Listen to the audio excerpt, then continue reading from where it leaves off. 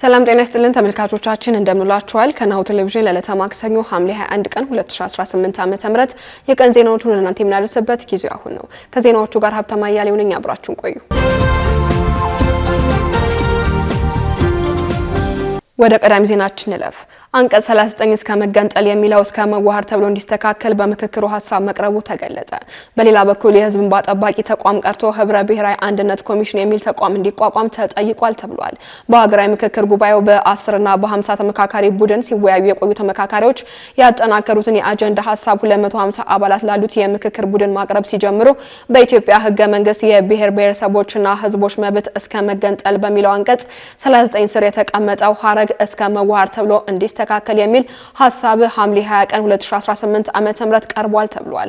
ሐሳቡ የቀረበው 10 እና 50 አባላት ባላቸው ንዑሳን ቡድኖች ስር ሲወያዩ የቆዩ ተመካካሪዎች 250 አባላት ላሉት ስልታዊ ቡድን ያጠናከሩትን የአጀንዳ ሐሳብ ሲያቀርቡ ነው ተብሏል። በዚህም ሐሳብ ከቀረበባቸው አጀንዳዎች መካከል የመንግስት አደረጃጀትና ቅርጽ እንዲሁም የፖለቲካ ስርዓት፣ የፖለቲካ ውክልናና የምርጫ ስነ ስርዓትን የተመለከተው አንዱ ሲሆን በስሩም የራስን እድል በራስ የመወሰን መብት፣ የብሔሮች ብሔረሰቦችና ህዝቦች መብት አንቀጽ 39 ንዑስ አጀንዳ መሆኑ ይታወቃል። ይህ ንዑስ አጀንዳ አንቀጽ 39 የራስን እድል በራስ የመወሰን መብት የሚሰጥ በመሆኑ ሙሉ በሙሉ ሳይሻር እስከ መገንጠል የሚለው ሀረግ ብቻ ከድንጋጌ እንዲወጣና ባለበት እንዲቀጥል የሚጠይቁ ሀሳቦች ከ10 እና ከ50ዎቹ ንዑሳን ቡድኖች በአብዛኛው ቀርበዋል ነው የተባለው።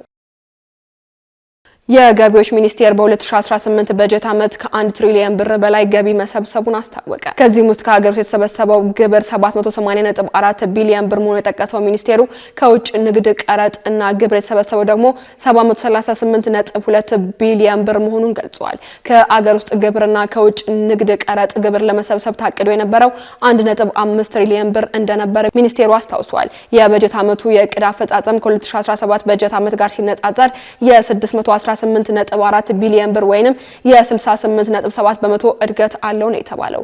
ሚኒስቴሩ በተያዘው በጀት ዓመትም 2 ትሪሊዮን 83 ቢሊዮን ብር ለመሰብሰብ ማቀዱን አስታውቋል። በኢትዮጵያ የጦርነትና የግጭት ሁኔታዎች ለጤና አገልግሎት አሰጣጥ ትልቅ ፈተና መሆናቸውን የጤና ሚኒስቴር ገለጸ። በሀገሪቱ የተለያዩ አካባቢዎች የተከሰቱ ግጭቶችና ጦርነቶች ለጤና አገልግሎት ችግሮች መሆናቸው ነው ሚኒስቴሩ ያስታወቀው። በተለይ የእናቶችና ህጻናት ጤና አገልግሎት አሰጣጥ ላይ ከፍተኛ እንቅፋት መፍጠራቸውን በጤና ሚኒስቴር የስነ ተዋልዶ ጤና ቤተሰብ እቅድና የአፍላ ወጣቶች ፕሮግራም ኃላፊ ዶክተር አለማየሁ ሁንዱማ ገልጸዋል። በሰሜኑ የሀገሪቷ ክፍል የነበረው ጦርነት አሁን ላይ በተለያዩ አካባቢዎች የሚታዩ ግጭቶች የጤና ባለሙያዎች በነጻነት ተንቀሳቅሰው አገልግሎት እንዳይሰጡ ከሚያደርጋቸውም በላይ የግብአትና የነዳጅ እጥረት እንዲከሰት ምክንያት መሆናቸውን አንስተዋል። ዶክተር አለማየሁ እንዳሉትም ግጭቶች ባሉባቸው አካባቢዎች እናቶች ለሞትና ለከፍተኛ ስቃይ የሚዳረጉበት እድል ሰፊ በመሆኑ መንግስት ከተለያዩ አጋር ድርጅቶች ጋር በመሆን በተንቀሳቃሽ የጤና ቡድኖች አማካኝነት ችግሩን ለመቅረፍ ጥረት እያደረገ ይገኛል። በቀጣይም አገልግሎቱ ባልደረሰባቸው አካባቢዎች ተደራሽ ለማድረግ ከአካባቢው አስተዳደሮች ጋር በቅንጅት እንደሚሰራ ጠቁመዋል። 8 ኢትዮጵያውያን 160 ኪሎ ግራም ጫት ወደ ሳውዲ አረቢያ ሊያስገቡ ሲሉ በቁጥጥር ስር መዋላቸው ተገለጸ። በሳውዲ አረቢያ የጸጥታ አካላት ባካሄዳቸው የፍተሻና የቁጥጥር ስራዎች የድንበር ሕግ የተላለፉ 8 ግለሰቦች በቁጥጥር ስር መዋላቸውን አስታውቋል። ጃዛን በተባለ የሳውዲ ክልል አልአዳይር በተባለው ቀጠና የሚንቀሳቀሱ የድንበር ጠባቂ የፓትሮል አባላት 160 ኪሎ ግራም ጫት ይዘው ሲንቀሳቀሱ ያገኟቸውን 8 የኢትዮጵያ ዜጎች በቁጥጥር ስር መዋላቸውን ሳውዲ ጋዜጣ ዘግቧል። የሳውዲ ፖሊስ ከዚህ ቀደም ተመሳሳይ ድርጊት ሲሳተፉ የተገኙ ኢትዮጵያንን ጨምሮ በርካታ የውጭ ሀገር ዜጎችን በሞት ፍርድ መቅጣቱ ይታወሳል። እነዚህም በቁጥጥር ስር የዋሉ 8 ኢትዮጵያን የሞት ፍርድ ሊፈረድባቸው እንደሚችል ተገልጿል። በመሆኑም የሳውዲ ፖሊስ በመግለጫው ወጣቶች ህይወታቸውንና የወደፊት ተስፋቸውን አደጋ ላይ የሚጥሉ ድርጊቶች ላይ ከመሳተፍ ተቆጠቡ ሲልም በጥብቅ አሳስቧል።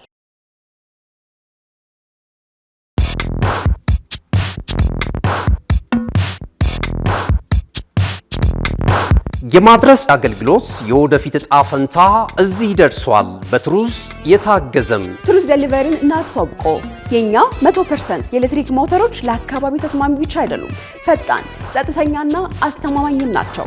ያለምንም ጫጫታ፣ ያለምንም ጭስ የእርስዎ ጥቅል በሰዓቱ ይደርሳል። በቀጥታ ክትትል ላይፍ ትራኪንግ ሁሉንም ነገር ይቆጣጠሩ። ጥቅሎ እስከ ደጃፎ ድረስ ያለውን እንቅስቃሴ በቀጥታ ይመልከቱ። ደህንነት ቅድሚያ የምንሰጠው ጉዳይ ነው። በእኛ የተቀባይ ማረጋገጫ ሪሲቨር ኮንፈርሜሽን ዘዴ ጥቅሎ በትክክለኛው እጅ መግባቱን እናረጋግጣለን። እርስዎ ያረጋግጣሉ፣ እኛም እናስረክባለን። እገዛ ይፈልጋሉ? ቡድናችን ሁልጊዜ በ8194 ዝግጁ ነው። ትሩዝ ዴሊቨሪ ለአካባቢ ተስማሚ፣ ደህንነቱ የተጠበቀና የቀጥታ ክትትል ያለው። ዛሬውኑ በ8194 ይደውሉ። ወደ ዜናዎች እናልፋለን። በናይጄሪያ በካዱና ግዛት በተፈጸመ የሽብር ጥቃት ቢያንስ 30 ሰዎች ህይወታቸው አለፈ። በናይጄሪያ ካዱና ግዛት ሰኞ ማለዳ ላይ ታጣቂዎች በአካባቢው በሚገኝ አንድ መንደር ላይ ባደረሱት የሽብር ጥቃት ቢያንስ 30 ሰዎች መገደላቸውን የአካባቢው ነዋሪዎች ገልጸዋል። የአካባቢው ነዋሪዎች እንደገለጹት ጥቃቱ ከተፈጸመ ከሰዓታት በኋላ የጸጥታ ኃይሎች ወደ መንደሩ ደርሰዋል። ከተጎጂዎቹ መካከል 8 ህጻናት የሚገኙበት ሲሆን በጥቃቱ ከሞቱት ሰዎች በተጨማሪ ሌሎች 4 ሰዎችም የአካል ጉዳት ደርሶባቸዋል። ይሁን እንጂ ይህ ዘገባ እስከተጠናቀረበት ጊዜ ድረስ ጥቃቱ ኃላፊነት የወሰደ ቡድን የለም።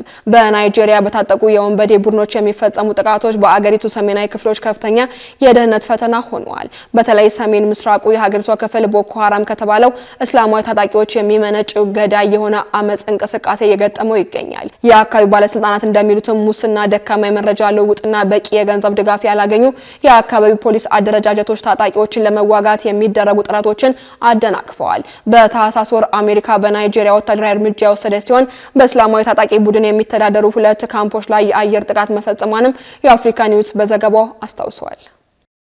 በመጨረሻም ሮማኒያ የሩሲያን ዲፕሎማት ከአገሯ አባረረች። የኔቶ አባልና ከዩክሬን ጋር አጎራባች የሆነችው ሮማኒያ የሩሲያ ድሮኖች የአገሯን የአየር ክልል በተደጋጋሚ ጥሰው መግባታቸውን ተከትሎ ጠንካራ ምላሽ ለመስጠት ሲባል በቡካራስ የሚገኘውን የሩሲያ ኤምባሲ ሰራተኛ አገር ለቆ እንዲወጣ ትዕዛዝ አስተላልፋለች። የሮማኒያ የውጭ ጉዳይ ሚኒስቴር የሩሲያን አምባሳደር ቭላድሚር ሊፓዮቭን በመጥራት የኤምባሲው ሰራተኛ ያልተፈለገ ሰው መባሉንና በ5 ቀናት ውስጥ አገሪቱን ለቆ መውጣት እንዳለበት አሳውቋል። ይህ እርምጃ የተወሰደውን በቅርቡ የሩሲያ ሻሂድ ድሮኖችን የሮማኒያን የአየር ክልል በተደጋጋሚ መጣሳቸውንና የሮማኒያ ኤፍ-16 ተዋጊ ጀቶች 3 ድሮኖችን ተከታትለው መጣላቸውን ተከትሎ ነው። የሮማኒያ ባለስልጣናት የወደቁትን የድሮን ስብርባሪዎች ከአምባሳደሩ ጋር ከተወያዩ በኋላ የኔቶና የአውሮፓ ህብረት አየር ክልል መጣስ በፍጹም ተቀባይነት የሌለውና የማይታገስ መሆኑን ገልጸዋል። በተጨማሪም ሮማኒያ በሞስኮ የሚገኘውን አምባሳደሯን ለምክክር ወደ አገር ተመልሶ እንዲመጣ ጠርታለች ተብሏል። ካሽጎ በየትኛውም ዓለም ሆነው በማንኛውም ሰዓት ለወገኑ የሚደርሱበት ፈጣን የገንዘብ መላኪያ ተከፈተሎ። ማስተርና ቪዛ ካርዶን በመጠቀም ከ5 እስከ 20 ዶላር የሚልኩበት አዲስ የገንዘብ መላኪያ መንገድ። ካሽጎን ለየት የሚያደርገው የትኛውም የገንዘብ ዝውውር በፍጥነት አገልግሎት ከመስጠቱም ባሻገር ለማንኛውም አገልግሎት ምንም አይነት ክፍያ አለመጠየቁ ነው። በሀገራችን ታሪክ ገንዘብን ከውጪ ወደ ሀገር ቤት በማስተላለፍ በመተግበሪያ መልክ አገልግሎት መስጠት የጀመረው የመጀመሪያው ሀገር በቀል የገንዘብ መላኪያ ዘዴ ካሽጎ ከ4500 በላይ ባሉ የባንክ ቅርንጫፎች አገልግሎት እየሰጠ ይገኛል። ገንዘቦን በሰኮንዶች ልዩነት ውስጥ ይፈልጉ በአካውንቶ ወይንም በእጆ ቆጥረው የሚወስዱበት ልዩ ዘዴ። በቅርቡ ሁሉንም ኢትዮጵያዊ ባለቤት ለማድረግ ጉዞ የጀመረው ካሽጎ ዛሬውኑ መተግበሪያውን በስልኮ ላይ በመጫን የአገልግሎቱ ተጠቃሚ ሆኑ። ፍጥነት መለያችን፣ ኢትዮጵያን መክፈቻችን፣ ካሽጎ ነው መላኪያችን። ካሽጎ የአዲሱ ትውልድ ብራንድ። ተመልካቾቻችን ከናሁ ቴሌቪዥን ለዕለቱ ያዝነላችሁ የቀን ዜናዎች እስካሁኖቹ ነበሩ። ዜናዎቹ ለእናንተ ያደረስኩኝ አብሬያችሁ ቆየሁት ሀብታማ እያሌው ነበርኩኝ። ሰናይ ቀን።